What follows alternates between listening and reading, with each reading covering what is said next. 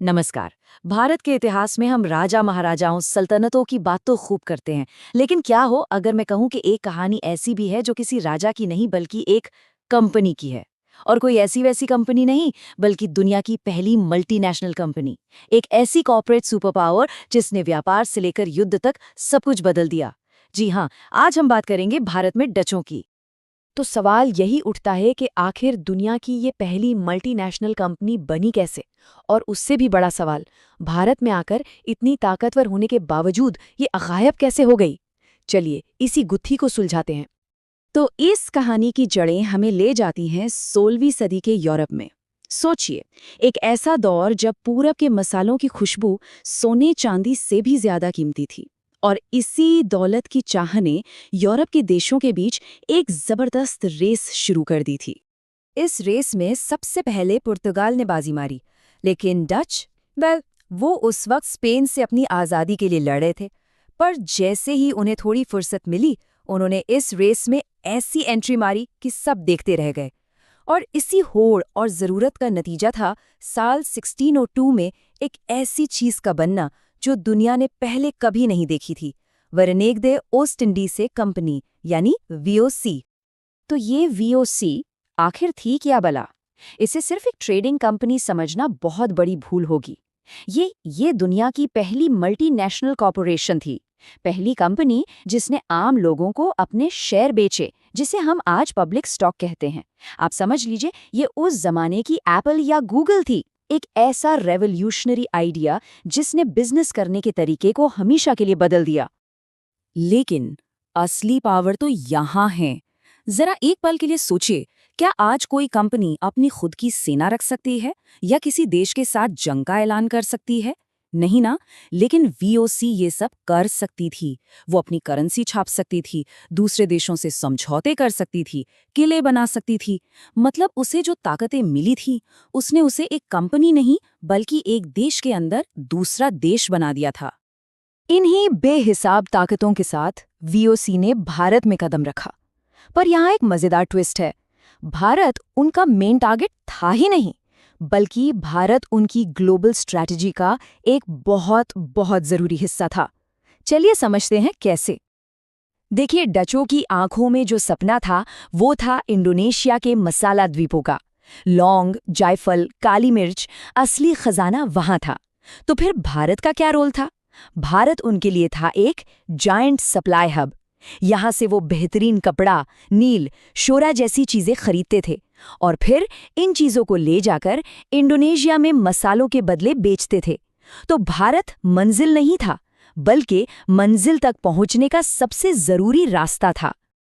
और इसी स्ट्रैटेजी के साथ उन्होंने भारत के समुद्री किनारों पर अपना जाल बिछाना शुरू कर दिया। मसूलीपट्टनम, पुलिकट, सूरत, कोचिन, हर जगह उन्होंने अपने सेंटर बनाए। और ये सिर्फ फैक्ट्रियां या गोदाम नहीं थे, ये उनके पूरे ट्रेडिंग एम्पायर के, आप कह सकते हैं, नर्व सेंटर्स थे। हर सेंटर किसी खास चीज के लिए जाना जाता था। लेकिन जाहिर है, ये सब इतना आसान नहीं था।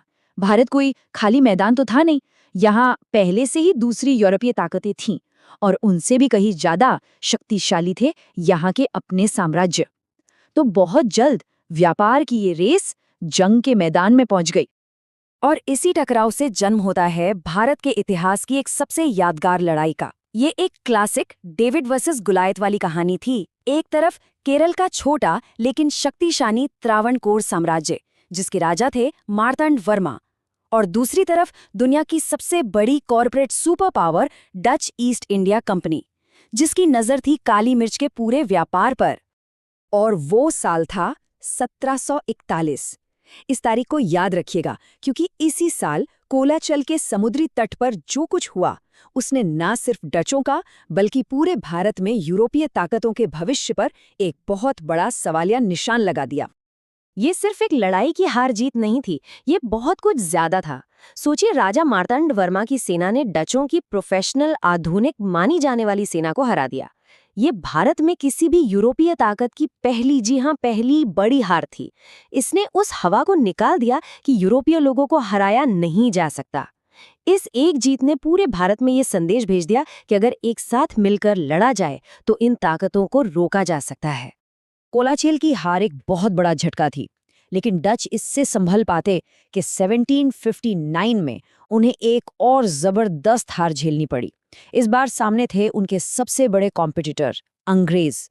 बंगाल में हुई बिदरा की लड़ाई में जो हार हुई, उसने भारत में एक बड़ी ताकत के तौर पर डचों के खेल को लगभग खत्म ही कर दिया। तो अब सवाल ये उठता है कि आखिर हुआ क्या? दुनिया की सबसे अमीर, सबसे ताकतवर कंपनी आखिर फेल कैसे हो गई? इसका जवाब सिर्फ लड़ाई के मैदान में नहीं मिलता। जवाब कंपनी के अंदर उसकी अपनी किताबों और पॉलिसीज में छिपा था। असल में डचों के पतन के पीछे कोई एक वजह नहीं थी। ये एक तरह का परफेक्ट स्टॉर्म था। पहला, अंग्रेजों का उदय, जो उनसे कहीं ज्यादा अग्रेसिव और ऑर्गेनाइज थे। दूसरा, उनका इंडोनेशिया के मसालों को लेकर ऑब्सेशन, इस चक्कर में उन्होंने भारत पर उतना ध्यान ही नहीं दिया। तीसरा, और ये बहुत बड़ा कारण था, कंपनी के अंदर फैला हुआ करप्शन, भ्रष्टाचार, जो उसे दीमक की तरह खा रहा था। और आखिर में कोलाचल और बिदेर्रा जैसी हार, जिसने उनकी कमर ही तोड़ दी। ये चार्ट देखिए, ये किसी भी कंपनी के सीईओ के लिए एक बुरे सपने जैसा है। 18वीं सदी की शुरुआत में प्रॉफिट्स आसमान छू रहे थे और सदी के खत्म होते होते कंपनी बहुत भारी कर्ज में डूब चुकी थी। लगातार लड़ाइयों का खर्च और अंदर का भ्रष्टाचार इस कॉर्पोरेट जायंट को ले डूबा। फाइनली 1799 में वीओसी को ऑफिशियली बंद कर दिया गया, दिवालिया घोषित कर दिया गया। लेकिन भारत से उनका जाना कोई एक दिन की बात नहीं थी। ये एक लंबी और धीमी प्रक्रिया थी, और जाने से पहले वो अपने पीछे बहुत कुछ छोड़ गए। तो हुआ ये कि 1799 में कंपनी बंद हो गई और उसकी सारी प्रॉपर्टी डच सरकार के हाथ में आ गई। फिर धीरे धीरे संधियों और समझौतों के जरिए, जैसे 1814 की एंग्लो डच ट्रीटी, उन्होंने अपने सारे इलाके अंग्रेजों को सौंपने शुरू कर दिए।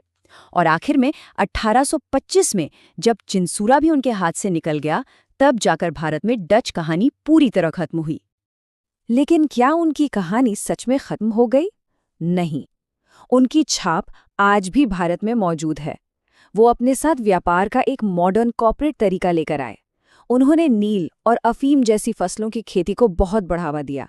केरल और तमिलनाडु में आज भी उनकी बनाई इमारतें मिल जाएंगी। और हाँ, सबसे बड़ी विरासत जो वो छोड़ गए, वो थी कोलाचल की लड़ाई की सीख कि कोई भी बाहरी ताकत कितनी भी बड़ी क्यों ना हो, संगठित होकर उसे हराया जा सकता है। तो आखिर में वीओसी की ये कहानी सिर्फ इतिहास का एक पन्ना नहीं है। ये एक केस स्टडी है, एक सबक है। ये हमें सोचने पर मजबूर करती है कि जब व्यापार और दौलत की ताकत किसी देश की ताकत से भी बड़ी हो जाए, तो क्या होता है? कौन सही है, कौन गलत? ये 400 साल पुराना सवाल आज के दौर में शायद पहले से भी कहीं ज्यादा जरूरी है।